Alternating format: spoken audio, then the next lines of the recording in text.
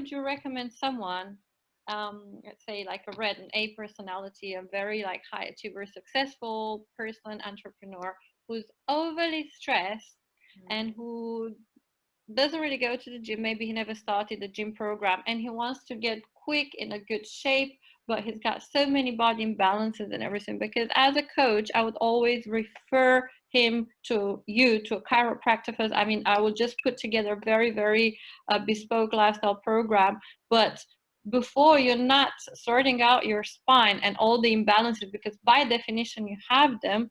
I cannot just get you in the gym and smash you. I can't even get I can't even get him or her running properly. So what would you recommend someone who wants to get quick in shape and has a lot of emotional stress from a chiropractor perspective? So first things first is you have to look at their stress levels and everything that's going on. And I had a lady in this morning actually who she's under so much chronic stress, she was in tears. She's got no time to herself. And the first thing for anyone with under chronic stress is creating me time. And me time means doing things for themselves. So talking about, training, exercising, but also looking after their body and creating more of a restful position, a spinal rest. So I'd also do examination on someone first of all. Most people who are really stressed, they're in a position like this all the time, like we talked about. So I'd have to do examination on them first of all, and I'd look at getting movement back into their spine, get the extension back in the spine, get movement to their neck and the lower back. Obviously, everyone's very different. Everyone's different depending on how much stress they have. There are other lifestyle factors, other injuries, illnesses, traumas, accidents, that sort of thing. But anything we can do to help keep getting movement in their spine and then get them on the program. Generally, someone's had a chronic problem for a very long time. I do programs over a few months. My biggest thing I would say to them is, first of all, we've got to make time for you, but it's a good goal. Because once you have a good goal, you can do anything you want to achieve, which you know about. I get them to come in, I make it their time to relax and rest. And then we work on adjusting their spine. So some people would need up to 10 sessions, some people up to 12 sessions, some people more a few months worth of treatment. If they want a quick bit of tension relief, it can be up to 6 to 8 sessions, but that's more pain-based. When it comes to looking after people's health and keeping their spine in balance, I'd always do some intensive treatment on them over a few weeks to a few months. And then depending on how they respond and working with a personal trainer like yourself or nutrition, that sort of thing, we can then gradually spread it out. So they come in once a week or once a month or once every 2 months. But generally around here in London, we have people in offices around here. They could call up, say, can I pop in and see Kate now? I know. I work with you and all my clients closely because it's very important to have the special chiropractor opinion and help in order to give them the best, give them 100%. But let's say someone got to a good stage for maintenance. What would you recommend as maintenance? Again, it depends on their lifestyle. So what they're doing during the day, how much they're training, what their jobs entail. If someone has got a very stressful, high laboursome job, sometimes I'll see them once a week or once every 2 weeks. As I say, some people are really stressed, like head exploding stress. I had someone else again this morning who was about to quit their job. They're so stressed. And he comes to see me once a week to try and keep them sane.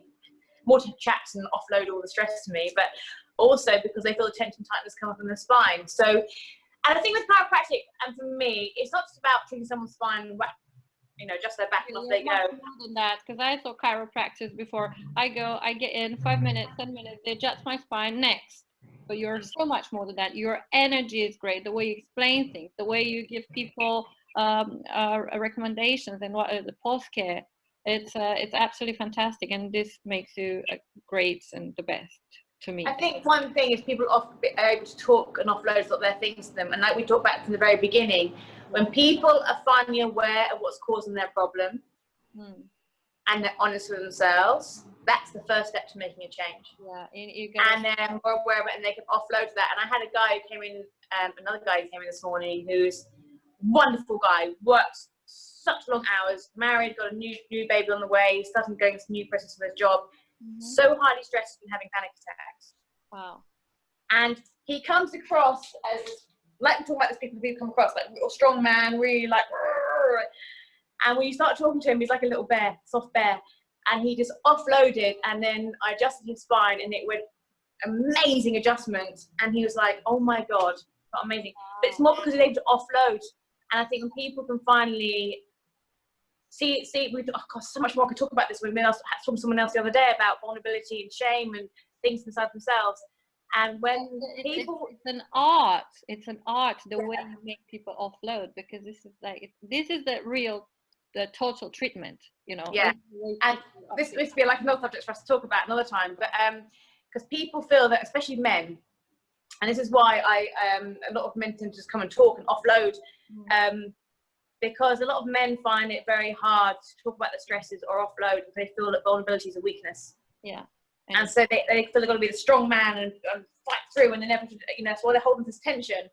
And when you create a safe environment, the amount of stories I've heard of people over the years is incredible. Yeah. And for them to be able to open up and find the offload and start realizing, and then we come to some solutions or things to help them with, that to me is part of the treatment. Not that I would never call myself a counselor or anything like that, but people, we start looking at different ideas. When they can start to really also a great psychologist, not only but it's when they start to talk about that, it's creating a safe space for people to talk about that, and then once they can talk about that, you can release their spine. That tends to be more of an effective, I found, for me. I'm not saying it's like that for everybody, but for my way of treating people, that's another way of people start to heal themselves, and so we've seen great results for people that way. Wow. So yeah, back to your question about people, what people need. Everyone's very different, and I treat everyone differently depending what they need. But generally, when someone comes to me and they've got a chronic problem, I'd always do a 4 to 6 week treatment program. Do quite regularly throughout the week, bring some massages in as well as their adjustments, so that after a good 4 or 6 weeks treatment, you can start seeing changes in rebalancing in the spine, because rebalancing the spine takes months and months, can take months to do. So when people come and say, can I just have a quick crack of my back? I generally don't like to do that. Yeah, so many people think that, just having a little crack is a funny thing to do. They don't really understand that this is a proper serious treatment that makes a huge difference in your body, and you can't just go oh, let's have a little crack. Your neurology of your spine is very important. Absolutely. Because if you ever thought about when you cut yourself, it's not a stress response. You cut yourself, what causes the healing of that cut? Is it the plaster you put over it? No. It's the nervous system that controls all the functions and the hormones and the inflammation and all the cytokines, the inflammatory bodies and the IgG markers to try and help things heal. Yeah. So if your nervous system's not functioning well, how can you heal properly? Absolutely. So this is what we do. This is what chiropractic is all about. It's not about just getting rid of a bit of pain, a bit of a muscle spasm here. And again, it goes on to another thing. People are like onions. If you have a problem, you start to compensate for that problem. So if you sprain your ankle or hurt your shoulder, you hold yourself differently, you move differently. And then when the pain levels go down, you keep the old pain behaviors. So then you compensate for that. Then you compensate for that compensation, compensate for that compensation. And then people come and say, oh, I've got a bit of pain here. Man, you can rub that all day long. Yeah. You come saying to me, why is the massage not working? It's because you've got an imbalance here and a balance here and a balance here and a balance here, and you've got a problem up here and here and here. We get this underneath there, the onion, and create all better balances through here. That's when the problem goes away. Wow, that's what takes time. This is great. That's what I'm saying. It's not one treatment, quick fixing. Sorry, I get that. That's the way it is. Everyone's looking for a quick fix, but it's not. It's not. And people need to understand, in order to improve yourself, do not take baby steps. It's not all about quick fix. Another thing that you said before, vulnerability is a strength. You got to be able to get rid of all the toxicity and all the bad emotions inside in order to clear yourself and be able to become better and better and better. This is like the most important and basic thing to start with your personal development. This is what I'm telling everyone. So I think this stuff about mental health and awareness of all that has become more and more prevalent. And over the last year, I've been focusing on it a lot. I'm going for a charity event in a couple of days in order for a mental health. Where's that? I will send you maybe you can have a note. Yeah. So yeah, this is great. Thank you so much, Katie. I want to know how you're able to keep so fit, because you look amazing, with 50 patients every day. How is that possible? Do you know what? I haven't really been training for the last year. For real? Seriously, I think because I'm working long hours, I'm up at 5:30 in the morning. I used to train from 5 to 6, and then get the 6:40 train, 6:45 train. So I'm in London generally most mornings at 7 o'clock. Then I'm working through to 7 o'clock in the evening. So my stress levels have been a bit something I've got to work with, and I know I've been overworking. You take so much from your patients. Where do you offload? If some of it's my friends. person. I'm just, well, I'm massively, I know I should be saying this and you'll kill me. And I know you always want to We can cut this on the editing. If you're not happy with triple chocolate cookies from my friends. I have been eating more than recently, but I think my fitness keeps it from seeing a lot of patients during the day. I have had my stress levels have been a little bit higher personally, but I will try and get some work in the gym, even if it's a half an hour's worth of weights. At weekends, I'll always go and try and do something, but I'm trying to take more me time.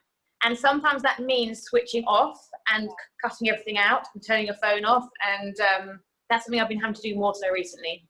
Because I've been so overwhelmed taking on lots of people's stuff, sometimes you have to fuck it out. You know what it's like. I know that your job is also your passion. And when we do what we love, we're not feeling that tired, that stressed. But sometimes it can get you, because I know how it is.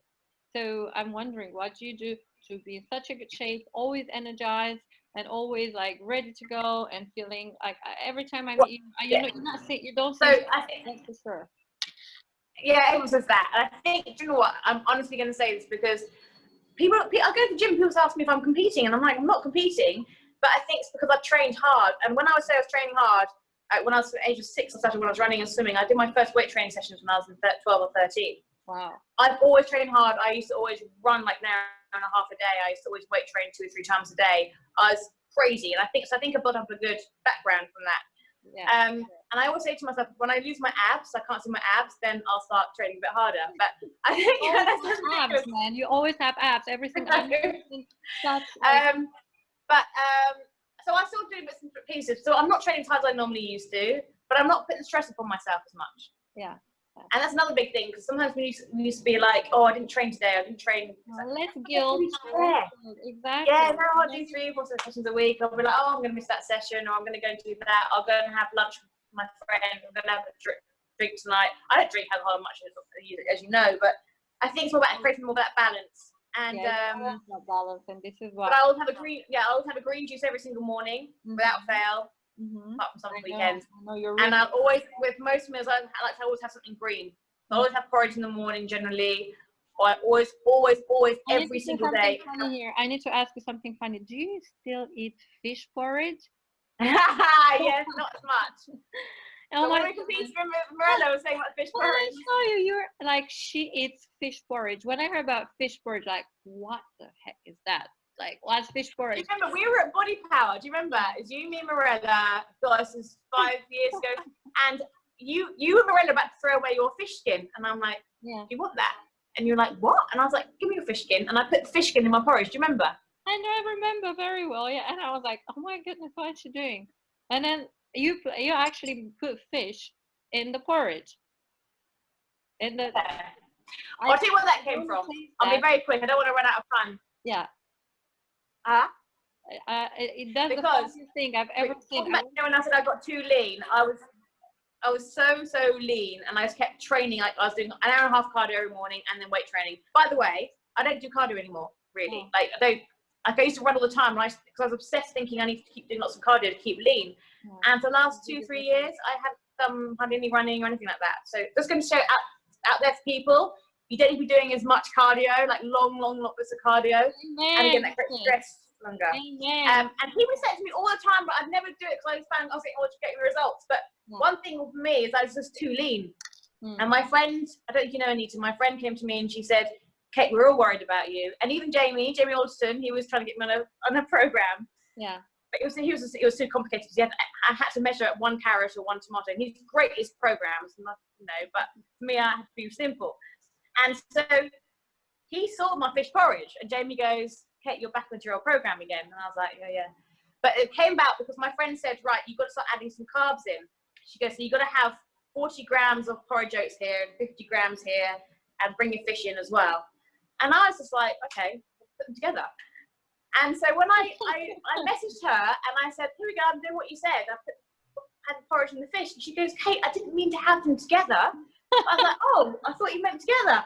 So class was completely whatever. So that's how blasé I am about my prep and my eating and stuff. So that's how the fish porridge came out. That's how fish porridge came about. And then Fish porridge. Michelle Gaines, she's also fish porridge crazy. She's the only person who shares my passion for that, and Connie Orange, she's the only one, Really? who does it. Okay, Yeah. I had a podcast and an interview with Michelle, but I haven't asked her about the fish porridge. And the next one I'll ask.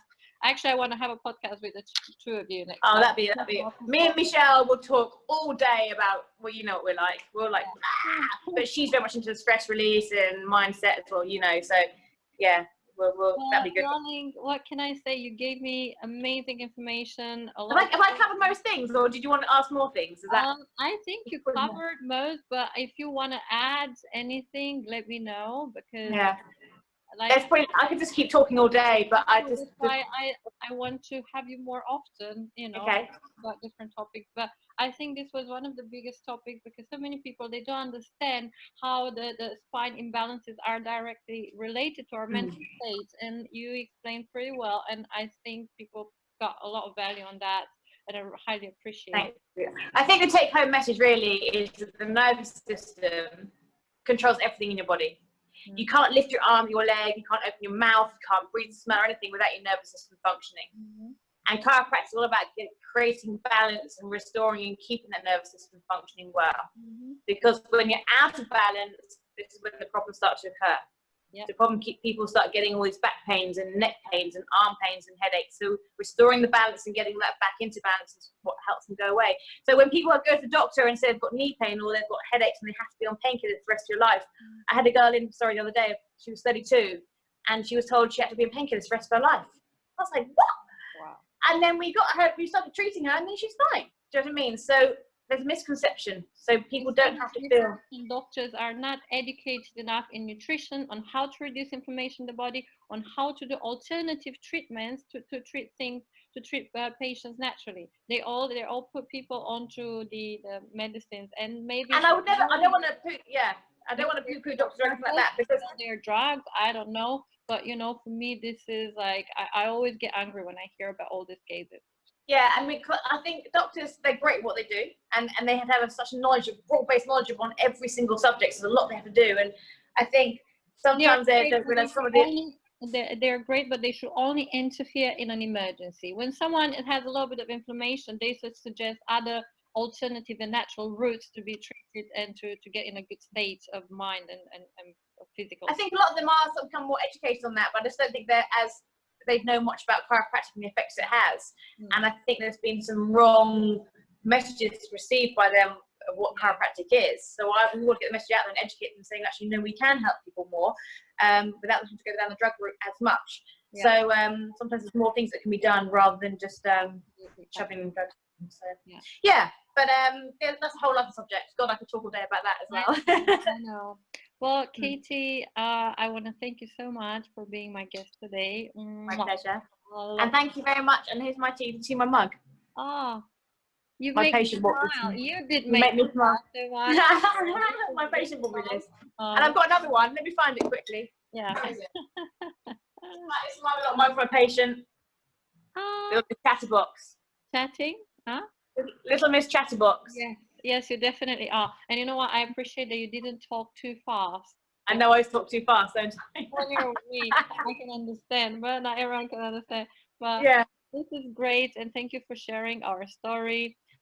You're one of the most inspirational people I know, and I'm so grateful to be surrounded by thank you. Like you.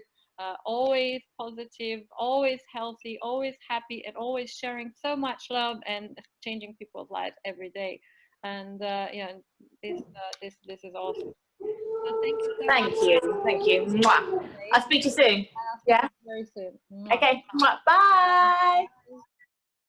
Thank you all for watching ProBody Talks. We will be bringing you more guests in my upcoming episodes.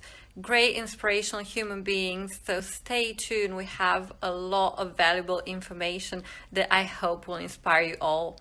In the meantime, you can support us by subscribing to my Patreon account. Thank you and goodbye everyone.